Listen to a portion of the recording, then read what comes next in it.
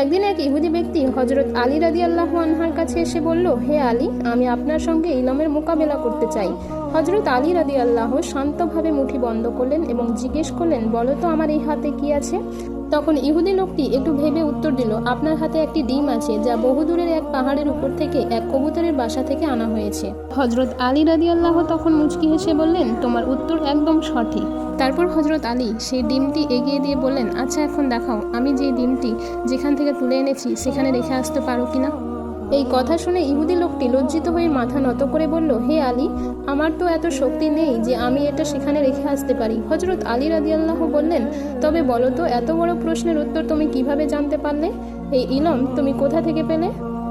ইহুদি লোকটি উত্তর দিল, আমি সব সময় আমার নফসের বিরোধিতা করি। আমার নফস যা করতে বলে আমি ঠিক তার উল্টোটা করি।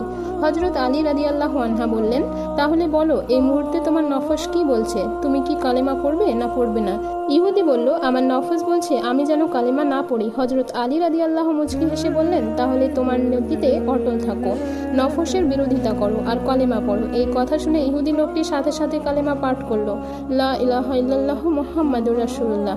আর এইভাবেই সে ইসলাম গ্রহণ করে ইসলামের সুশীতল ছায়ায় প্রবেশ করলো।